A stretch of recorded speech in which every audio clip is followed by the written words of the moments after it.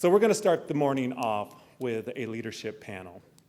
We were excited last year to introduce a leadership track into the diversity conference. It was kind of a two-sorted thing that happened last year, though. It was such a good breakout session, and we had such good reviews, but it was so good that we couldn't invite all the folks who wanted to get in the room. So some of you that were here last year and wanted to hear from our leadership panel didn't get the opportunity to do so. So this year, we decided that we would just bring that leadership panel to all of you and have that here in the main session. So in a few moments here, we're going to shift the podium down. I'm going to now invite our leadership panel to the stage, and we're going to kick off our session with the leadership panel. If our leadership panel could come to the stage, please.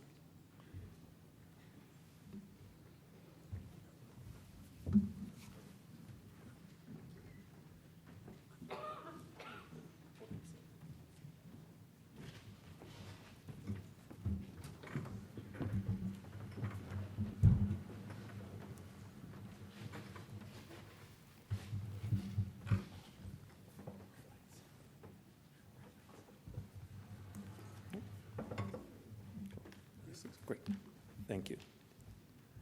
So we're excited today to have some real leaders in diversity, equity, and inclusion that are right here from our very own state, that are leaders here in our very own state of Oregon.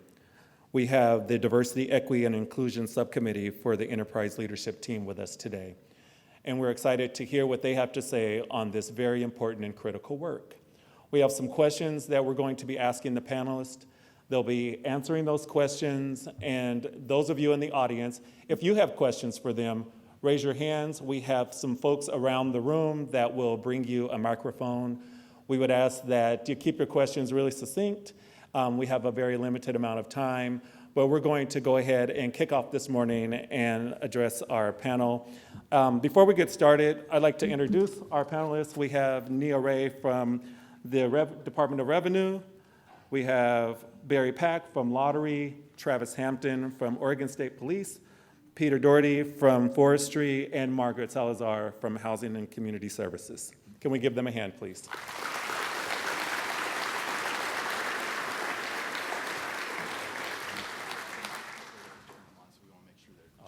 They wanted to make sure the mics are turned on. Hold it. And it'll turn on. All right. I think we're there. All right. Thank you. Cool. So our first question today is, how are your agencies bringing diversity, equity, and inclusion from concept to practice? And then we'll just put on the mic. Since I was graced the mic, I'll start. First of all, it is a pleasure to be here. Once again, I'm Nia Ray. I'm the director of the Oregon Department of Revenue and have been so since October of 2016. So I'm moving up on 3 years. A lot happens in the life of a director in 3 years. With respect to the question, one of the benefits of being a new director is that you are given a window of opportunity to shape your leadership team, right? One of the commitments to DEI, in my opinion, starts from the top, right? So what you see a director do is what they exemplify, right? It shapes their vision. It shapes your vision of who they are. So I have taken the opportunity and been afforded the opportunity to build an executive team that is reflective of what I believe the community to be. The Department of Revenue is led by an 11-member executive team. Of those team members, 6 are men, 6 are women. And of the 11, 4 are of color, right? Not including myself.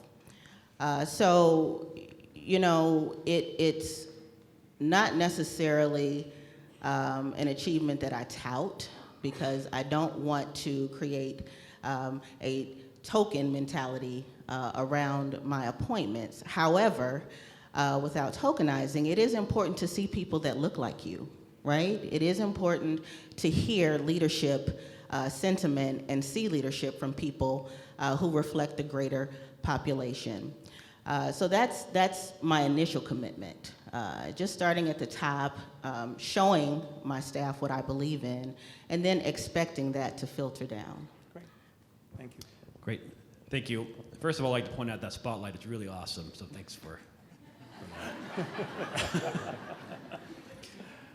that. Travis Hampton, Superintendent of Oregon State Police. Started my 30th year with OSP this summer, and Nia, my colleague, gave a great internal example. I'd like to talk about an external service example. Some of you that attended the small panel, I spoke about this concept last year, and it's our interaction on traffic stop. We had to look at the possibility we had some institutional bias, not only within OSP, but our profession on the way we interacted with public in our most common manner in our patrol division, which is traffic stops. We make about 250,000 stops a year. Many of those are for equipment violations. We look at OSP data statistically, our safest drivers are persons of color, African American, Native American, Latino. But if we look at that data, how it translates to suspended drivers, which there's 350,000 suspended drivers in Oregon. About a tenth of our driving age adults have a suspended license. We look at Native Americans, comprise about 0.5% of our traffic stop, but about 10 to 12% of those we stop have a suspended license. About 10% of African Americans. They're not bad drivers, but they're having trouble paying tickets. So we had to look as an agency, we are possibly unwittingly ushering people into suspended driver's licenses where you can't feed your family, you can't go to work, you can't take your kids to school. And so we dissected down a component of our traffic stops, which is for equipment. And so we thought as an agency, instead of writing tickets to compel people to fix their equipment, why don't we just go right to the source and get that equipment fixed? So we entered into agreement with 9 auto parts stores across Oregon, across the nation really. So instead of handing out tickets for equipment violations to correct some of this institutional bias we have in the way we enforce these laws, we hand out vouchers to go to auto parts stores to get your taillight fixed. And so car gets fixed.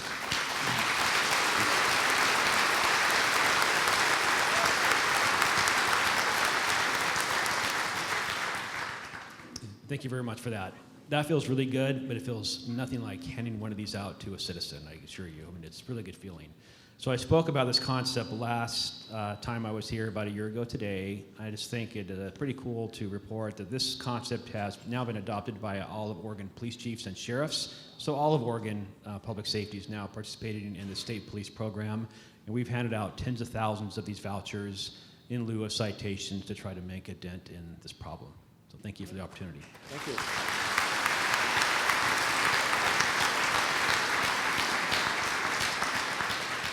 Good morning, everyone. I'm Margaret Salazar, and I'm Director of Oregon Housing and Community Services. And I just want to thank the conference organizers and thank folks for the invitation to address you today. It's an honor to be here with my colleagues, and certainly an honor to follow the governor after hearing from her incredible vision for diversity, equity, and inclusion. So at Oregon Housing and Community Services, we have come out with a bold vision around equity and racial justice. Earlier this year, we rolled out our 5-year statewide housing plan, which is our agency's strategic plan. And in that plan, we make clear that we have 6 major policy priorities for the next 5 years. And we have elevated equity and racial justice as one of those 6 major policy priorities that we'll be leaning into and driving over the next 5 years. And I'll say that when we rolled that plan out, we got a little bit of pressure from folks really saying, well, maybe you should make equity and racial justice kind of in the background of an overall goal of your plan, but not elevated as one of the 6 policy priorities. But we felt very strongly about doing that for a number of reasons. One, we know that moving this work and moving the dial around outcomes for the citizens that we're serving is going to take some dedicated time and attention, and it's its own body of work. So we wanted to make sure to elevate it on par with our other major policy arenas. But we were also compelled to action because the data is so clear around the disparities in Oregon's housing crisis. Across the board, if you look at the housing continuum, people of color are bearing the brunt of Oregon's housing crisis. People of color are more likely to be experiencing homelessness, are more likely to be experiencing high housing cost burdens and housing insecurity, and are far less likely than their white counterparts to be homeowners. we have to take action, and we have to be very bold and explicit about that action to be able to change the way that we're doing business to better serve communities of color. The other piece of that is that those disparities did not happen by accident. They were really a result of government policies over the years that have perpetuated and created those divides.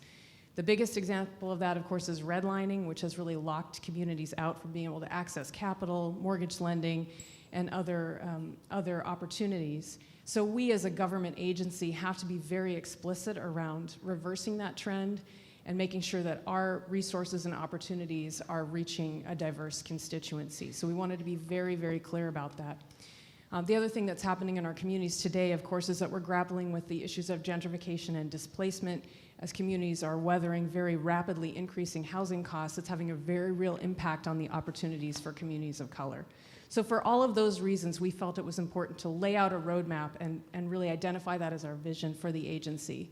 Now the challenge is operationalizing all of that. So the first step was really laying out the vision, and the next step is really operationalizing that. And the first step that we took was to join an organization called GARE, which is the Government Alliance on Race and Equity.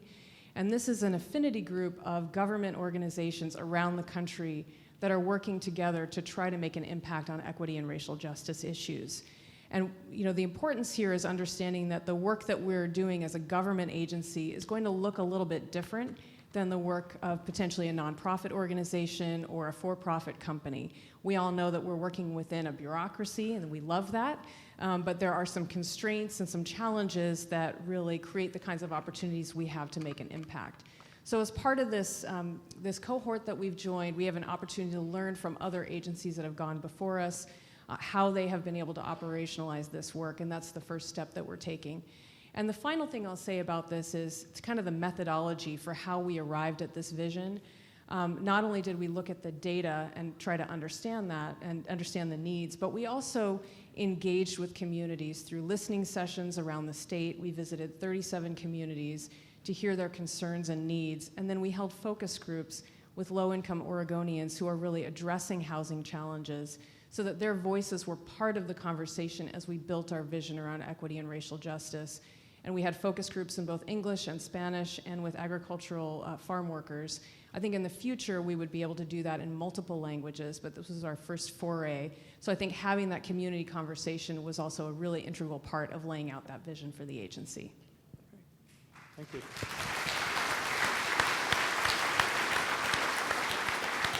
Good morning, everyone. I'm Barry Pack, Director of the Oregon Lottery. Thank you, Bryant and Therese, for having us up here, and it's a privilege to be here with my colleagues who are true leaders in this topic. You heard the governor mention her desire for our workforce to reflect the changing face of Oregon, and I think that's where our focus at Lottery has been, on the data. We have an amazing analytics and insights team who have helped us develop a tool where we can look at our current workforce and compare it to the populations around the state by county and statewide. We have employees all across the state, and we break it out by category of professional work, so we can see where, on a real-time basis, we are underrepresented in certain populations, in certain classes of jobs. And then that can become a focus for recruitment and a hiring practice, individualized and specific to the region and to the types of positions. So I think a lot of this work is about leadership, and it's about culture, but it's also about leveraging data and being very strategic in how you go about it. Good morning. I'm Peter Daugherty. I'm the 13th Oregon State Forester. We've been around for 100 years, and all 13 state foresters are like me, old and white. So we have challenges. Diversity is one of my core values, and I've chosen it to define my tenure as state forester. So again, one of the things I've done is put the value of diversity, equity, inclusion as our highest value, and have a vision of creating a safe, inclusive work environment where people can thrive and reach their full potential. We've also been very active. We are sponsoring Cultivating Change, which helps empower the LGBTQ community in agriculture. They've often felt excluded in agriculture and natural resources, don't feel like they can be their genuine self. And so we're sponsoring that and trying to make them feel welcome in the Department of Forestry. Great, thank you.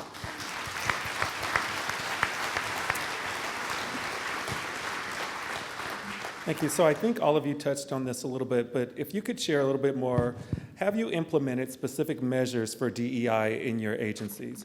And if so, what are they, and how have you assured that your staff are aware of them and on board?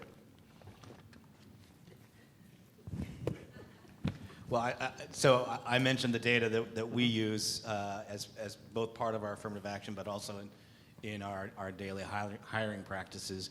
I think metrics is hard in this area when you think about changing culture, when you think about creating an environment that is inclusive and welcoming.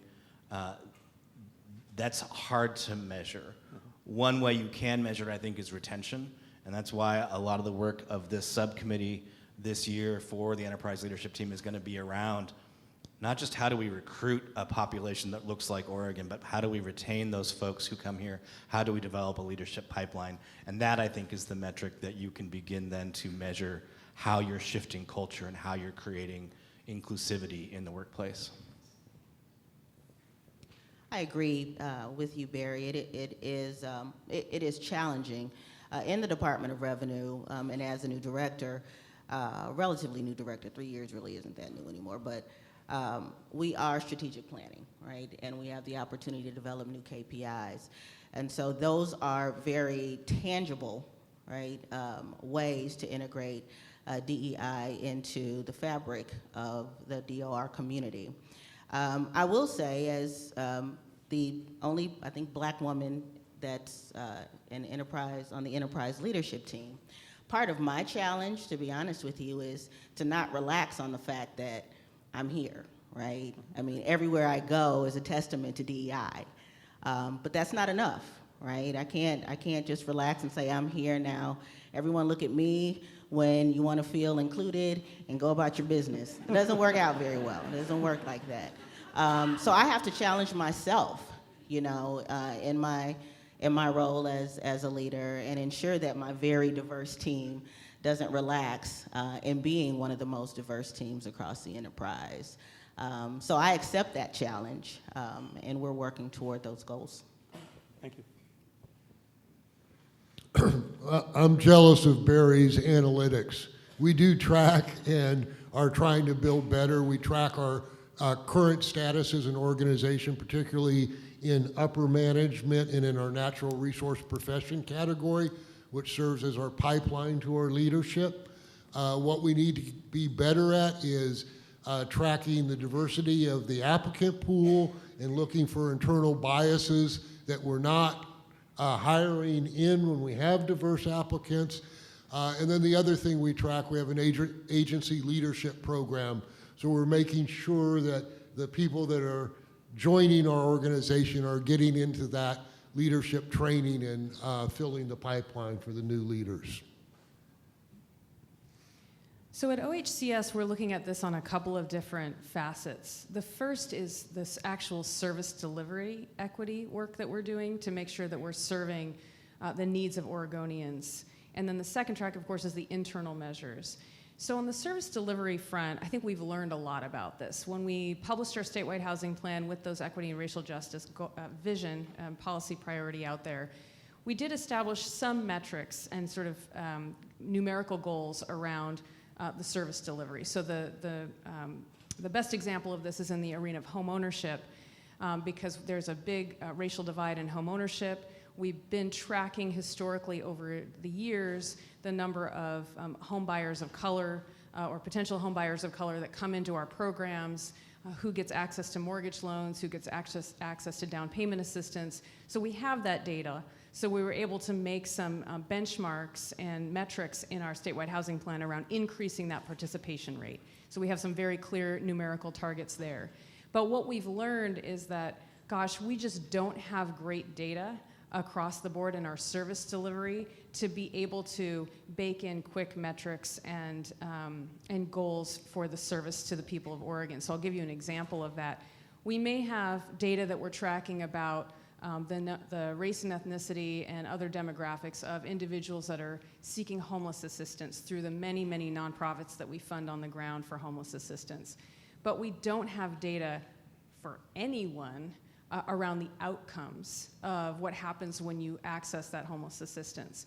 So it's very, very difficult then to bake in sort of goals around who we're serving and the outcomes for communities of color when we're not doing a great job of tracking those outcomes, and we're still in that process overall for the overall population. So we have a data equity work group that we've stood up to help wrestle with some of these issues, to establish those baselines for what we're currently doing, and then be aspirational about how we can increase our outcomes for the diverse communities across our state. So that's sort of on the service delivery side.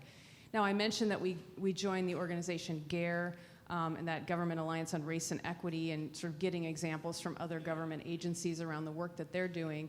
And the first place that we're going to start that work is on the internal front with an organizational assessment. And that's something that GARE has put together through their work with these public agencies around the country. They've refined that. And so there is a standard tool that we'll be rolling out in our agency over the next few weeks to get at things like recruitment, retention, are we creating a positive work environment, what sort of things do we need to be aware of in terms of how we're living up to those ideals inside the agency. And I think from that information, we're hoping that we can establish some metrics and goals around diversity, equity, and inclusion.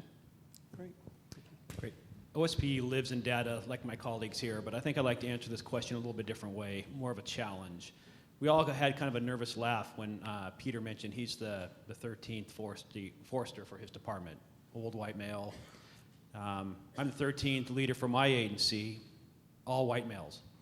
So I think I have to have the maturity as a leader for the Department of State Police to look back and see that I find a great deal of comfort in those black and white photos on the wall. I have to realize those policies and procedures, our uniform, the way we do business are all born from that environment. People that I feel very, very comfortable with. And I have to have the maturity to realize that not everybody has that level of comfort. And for my department to grow and be better, whether my sphere of influence is 1,400 people or one work unit of 2 or just yourself, we have to realize that we all work for very old agencies. And a lot of the backgrounds come from similar circumstances. So we need to challenge the way we do business. We need to constantly grow. And that is going to be your responsibility. I can't do it by myself. My office has 40 patrol officers around the state, 1,400 employees, crime labs, fire marshal, 700 professional staff. I have to have people that I can rely on that help me move this forward. And so I don't remember what the original question was, how we deliver it to the department, but the leader of the department could set the tone, but I need leaders, I need men and women of courage to move this forward with me. Oregon State Police employs many, many special operations teams, special weapons and tactics, crime scene response, mobile response team for riots. We have an equity inclusion team. Our inclusion team takes every bit as much courage as their colleagues, the men and women doing those other tasks, to challenge the system, to be those bold communicators to their colleagues, to correct speech in the workplace, to push initiatives, takes a great deal of courage. So I would ask you to join us and demonstrate that courage in your sphere of influence and move these initiatives forward. Thank you.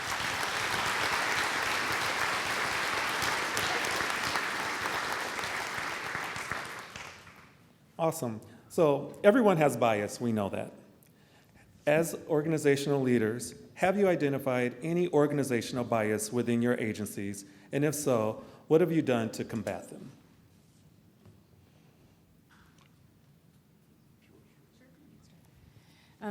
So I appreciated this question. I think one of the things the traps that we fall into at our agency, and I'm sure that this will sound familiar to many of you, but we fall into this trap around the rural and urban divide and the sort of vision that I think folks have had that communities of color reside in the urban areas and that the rural areas are predominantly white and less diverse.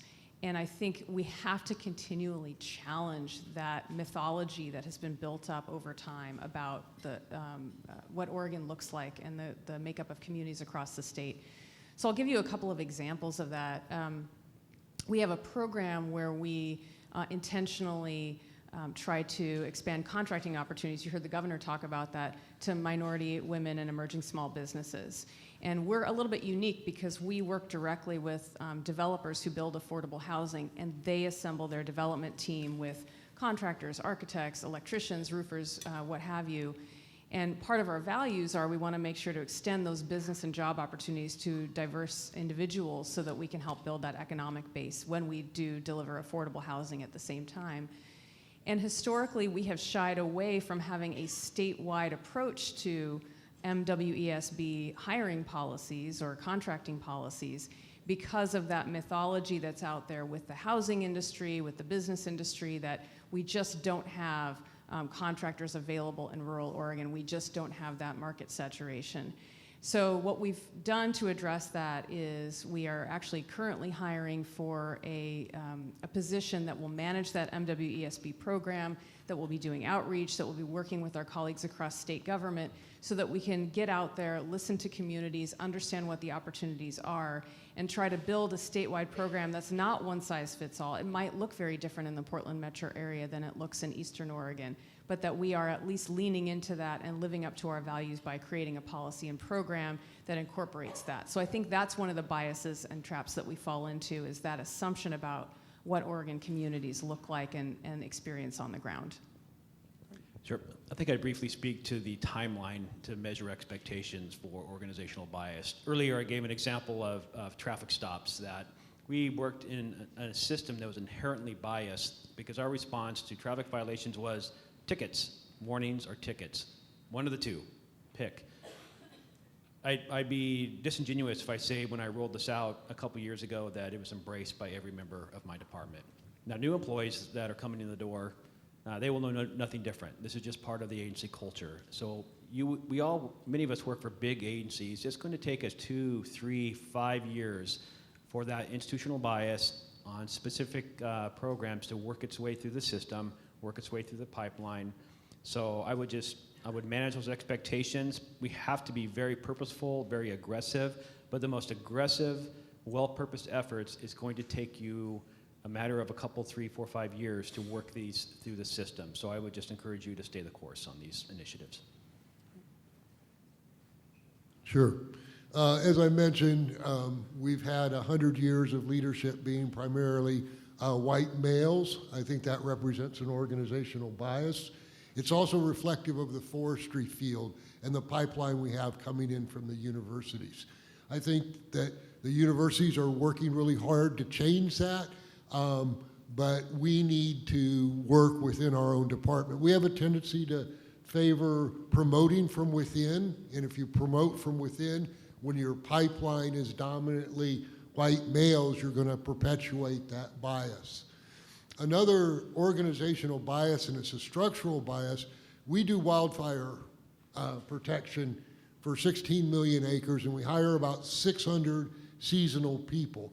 That forms a pipeline to get people interested in joining the organization. Because it's a 6-month at the most, we tend to only attract university people who are already in university, and so we're narrowing the diversity of our seasonal workforce. When I look at the contract workers that do the same stuff that our seasonals do, they're much more diverse and have a greater number of Latinos in their workforce. So we've started trying to extend our seasonals and make them 8, 9-month, or even 12-month positions so we can begin to attract those people that are interested in that work and create a pipeline there. So I would answer the question in a couple of ways. One, I think we all have to recognize that there is always institutional bias and unconscious bias. We all tend to hire the people who look and talk and act like us. And to get beyond that, I think we have to normalize this concept of unconscious bias. We have to say, okay, yeah, I have it. It's okay to have it. It's how you act when you recognize that you have it that matters. And if we ignore it, or if we try to place shame or blame, then we're not going to be able to take corrective action and be thoughtful about how we hire. The other thing, echoing a little bit of Nia's comments about not just relaxing now that you're there, right? We have to individually always be vigilant. brought some unconscious bias training to my supervisors and my managers. And I remember one point sitting in through one of the trainings, and the trainer was talking about the trans community and how to be welcoming and inclusive to the trans community. And I've had a long career in state government. I've been out since I started. But I sat in the room and thought, I wonder if all of my managers think we're doing this training because their director's gay. Right? And I had this moment of internalized homophobia where I was ashamed, whereas if Nia had brought a trainer in to talk about how to recruit people of color, I'd have been all, yeah, do it, let's go, right? But we have to challenge our own internal biases and continue to understand and recognize when they happen, and then how do you take that corrective action, and how do you turn it around and do something positive? So within Department of Revenue, all of our departmental managers recently completed a respectful workplace training, which included an implicit bias segment. In addition, the entire agency, all staff will be required to participate in and complete a respectful workplace training that will also include an implicit bias component. But as with respect to organizational bias, not only am I a black woman in leadership, but I'm not from Oregon, right? And Oregon is very tribal. You all work well with each other, but when you're not from here, it can be challenging. Just to be candid with you, since we're all close personal friends in here. And so when bias presents itself, at least with the current staff that I have, the executive team particularly, which, you know, the persons of color that are in position are external hires, right? You have to peel back the layers, like what's really going on here? Is it because I'm not from here and there's just a general transition that has to occur for you to become more familiar with my style because I'm from Missouri, because I'm from the Midwest and I don't have the Oregon swagger? You know, do I have to acquire that in order to engender your trust? Or is there something deeper, right? Is there another layer that we need to address? And that's across the board. And so as we, you know, establish a pipeline that reflects Oregon and the nation as a whole, we have to understand that, you know, there's a lot of other that you might encounter. If you do want to diversify, those candidates don't reside in Salem, right? And they probably aren't within the state government pipeline to a large degree. We have to be creative. We have to go to where the people are that we want to recruit, right? And so there will be a lot of other. And so what other is triggering, a bias has to be evaluated and really established before you can attack it. Great, thank you all. So we have a little bit more time ahead of us, but I'd like to give our participants, our audience here, an opportunity. If you have a burning question that you'd like to ask our panel, if you raise your hand. We have someone over in the corner back here. If we could get a microphone on my right. Yeah.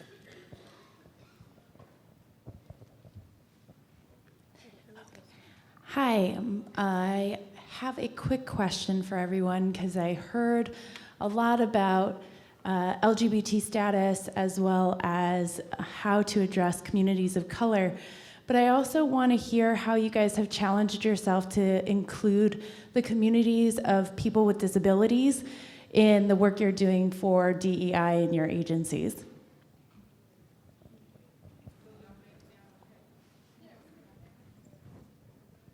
That's an area where we're really struggling.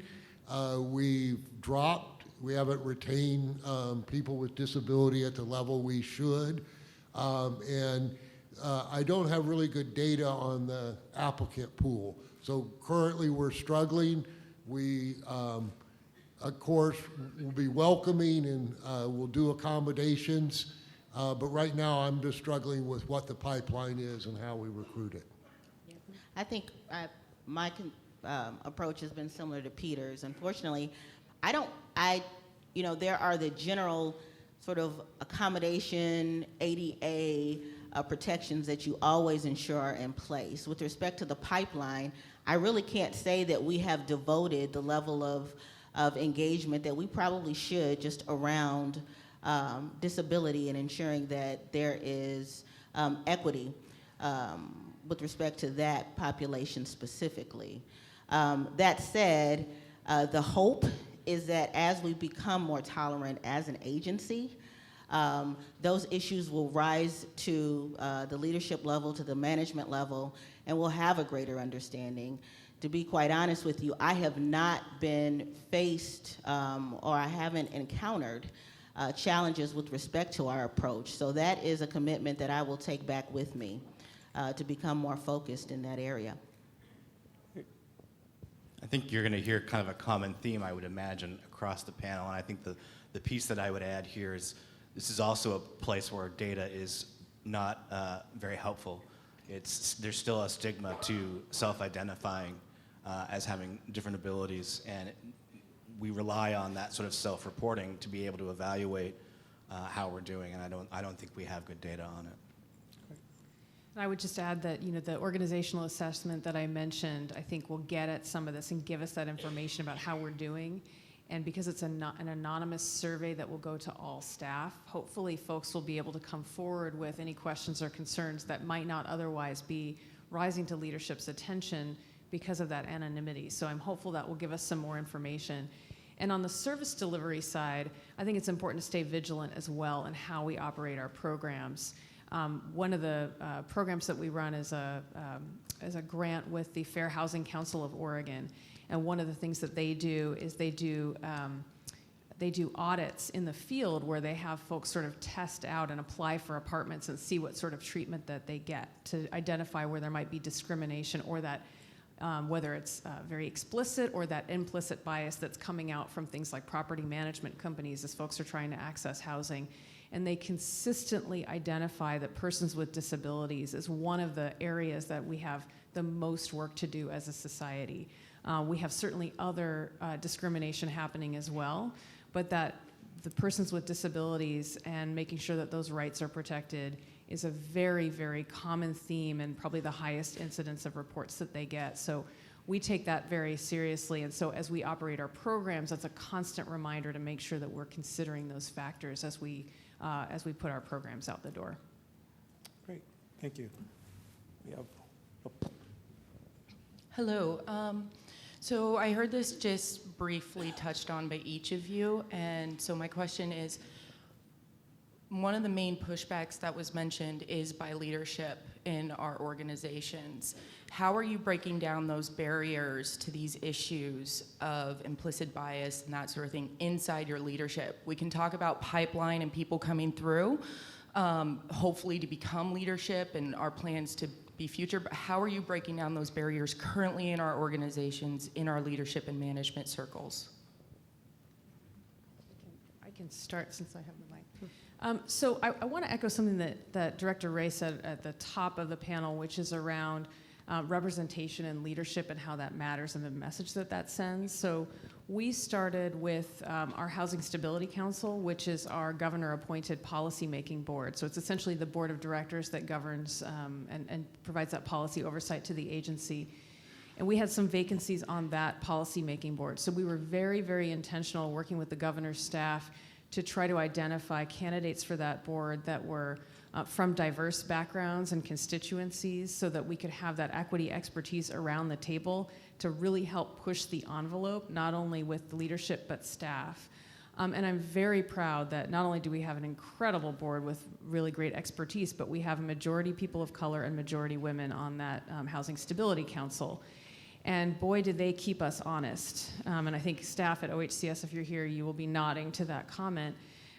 They really kind of keep they keep that dial at a 10, not always to an 11, but sometimes to an 11, making sure to keep us accountable to living up to the visions and ideals that I talked about earlier at our monthly council meetings. So that is sort of one arena, kind of at the service delivery level. In the internal focus of how we're actually breaking down those leadership barriers, we have brought on a bilingual recruiter who really has the expertise in reaching out to diverse communities and making sure that we're out there recruiting in diverse areas of the state where we may not have been before.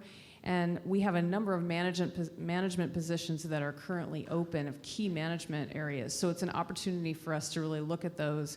We've done rewriting of position descriptions, rewriting of job announcements so that we're recruiting for that equity expertise, so that we're really making sure that folks come in the door with the skill set that we're going to need to be able to drive to that vision that we've talked about. And I think that all of those steps together are going to help us to build some new expertise in the agency and to create those new opportunities for folks to be able to shine and show what kind of diverse experience they have to offer in those leadership positions. And I'd be remiss if I didn't mention that, yes, we are absolutely hiring a lot of positions. So please come talk to me after the panel if you're interested in joining our team. And our HR team would kick me if I didn't mention that. So, So the first year as state forester, we have a leadership team which includes all our field district managers and unit foresters, all our program directors, and we meet quarterly. So we made the theme of the year diversity, equity, inclusion, and held a series of trainings for all of our leaders about implicit bias, about white privilege, things that made our leaders very uncomfortable to a large extent.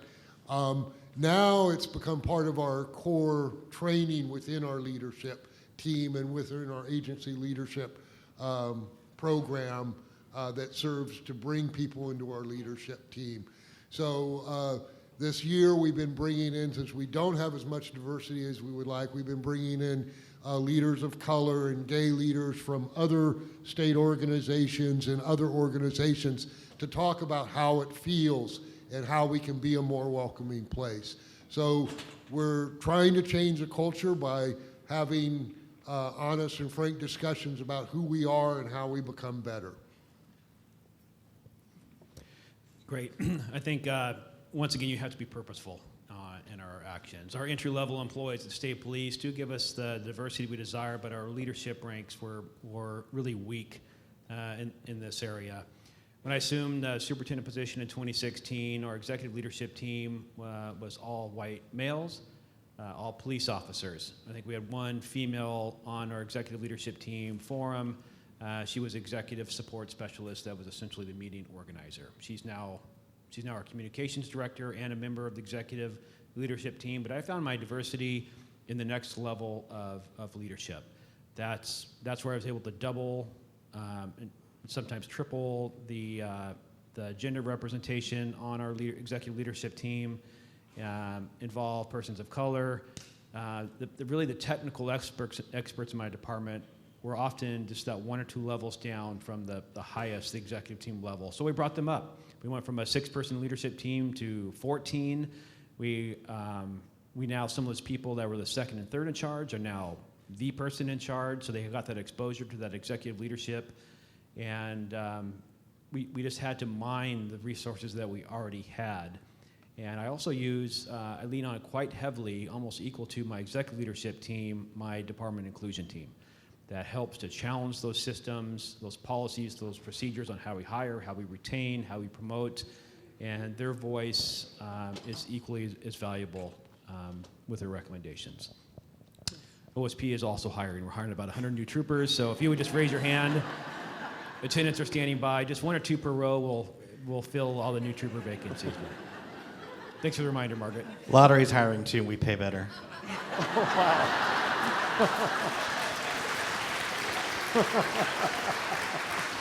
Well, I guess Business Oregon's hiring also, right? So in conclusion, the Department of Revenue, as referenced, we're training. We've got to ensure that our managers have the tools to, number one, identify when bias is present, whether the bias is implicit, is an implicit bias around race or around hair color or eye color. A trigger is a trigger. But I think it's also important to have the conversations, right? Don't rely on training, but have the conversations with your executive team and your managers to ensure you understand how it's showing up. Director Salazar, Director Hampton, they have output, right? They there's a service component to what they do, right? So it's the opportunity for biases to impact the public are maybe a bit more attainable than the Department of Revenue, right? We collect taxes, we're compliant, so we bring things in. So really understanding the nature of the business and all the ways bias might show up and impact your work can be a challenge, but I think it's a necessary exercise, right? Because we all perform different functions. And DHS, public safety plays a very different role in the community than the Department of Revenue. So training, of course, but the conversation and then really understanding the business well enough to identify those opportunities that may not be as apparent if you hadn't conducted that assessment. And so I'm still in the process of understanding all of the nuances, but I think the training and the conversations are really helping to identify those spaces. Great. We've had a really robust conversation here today, but I'm going to sneak in one last question just because it's a really important one. Sometimes there's a fear that speaking up against bias or raising questions about DEI can lead to backlash or anger from coworkers. What is your response to those who are afraid to be a part of this work? What is your response to those who might have a backlash to this work? Now, again, I think it's understanding the source of the backlash.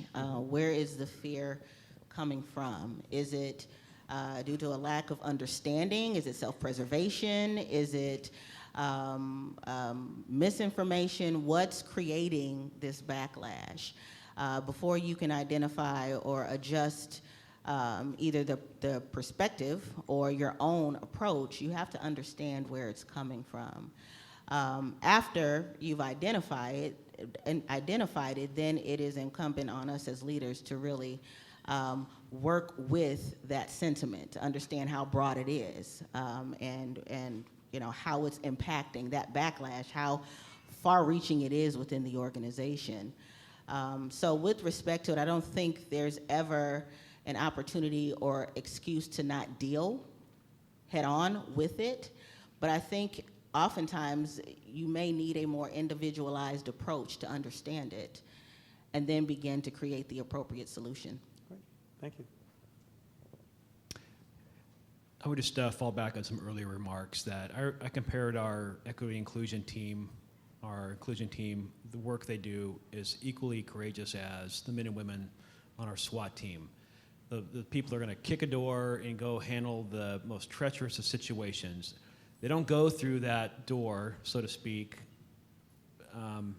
because they want to. They go through that door because they're part of a team and they're doing it together. That's because of the man on the left, the man on the right, that depends on them. So I would just challenge you to look around this room, the man on your left, to the woman on your right. You are in this with legions of other people that are trying to do the right thing, trying to move this state forward. And you have a governor on your side.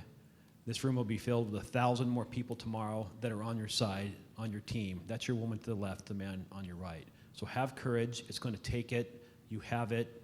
And you have probably the most important thing on your side, which is history. Doing the right thing at the right time is equally important. So have courage and stay the course.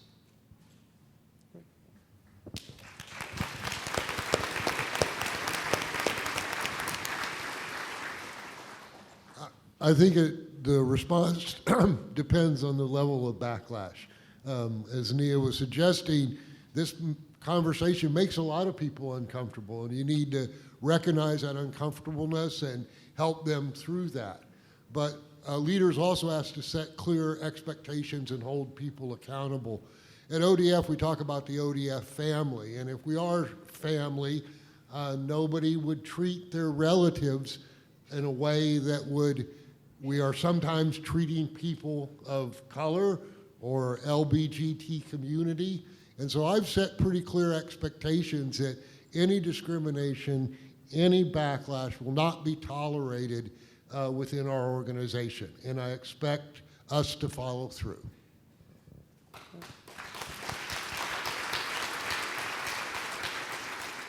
I certainly agree with the sentiment that creating that vision from the top and the expectation from the top is the critical first step, because it creates that that safety for employees to be able to engage in this work, which can be very challenging, especially, let's just face it, in today's political context that's so divisive, that's sort of pervasive out there. We're all operating in that context. It can be very, very challenging. One of the board members, I mentioned our Housing Stability Council, so one of our board members likes to say, the only wrong answer is to not talk about equity and racial justice. That's the only wrong answer.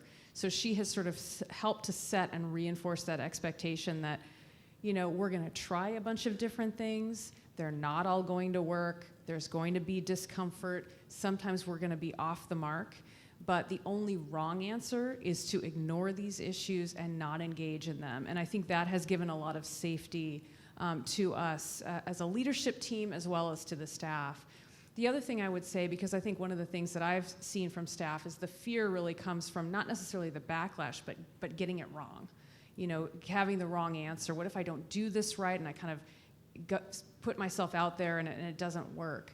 Or I stumble, or I step on toes, or I am ham-handed about this. And so I think one of the things we've tried to do is to create some tools, like some standard template documents to really prompt staff to have that equity lens and to do that thinking and answer some key questions to help uncover the bias, and a little bit of kind of that safety net, some places inside the agency where they can bat ideas around just with internal colleagues before they're ready for prime time. And I think creating those sort of structures for staff also gives them a little bit of comfort to be able to try some new things without a lot of potential repercussions.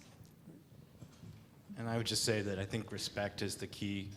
We have to create cultures where we honor each other for who we are and where we come from, and that's inclusive. It's not just about the other, it's about all of us. And when we face backlash, we can't give in to the divisiveness that is leading our country today. The superintendent and I were talking about pride stickers on his patrol cars this year and how it's easy to demonize cars, but that's really not what it's about, right? So we have to treat each other with respect and recognize that we all come from different places, and whether we're bringing bias to the table or not, we have to have those dialogues, and we have to understand and seek to understand rather than seek to be understood. Great. Well, we want to thank our panel this morning for this very transparent, vulnerable conversation that they've had with us, recognizing that we've got a long way to go in our state, but we also have done some great work, and that we have leaders to lead us through this work.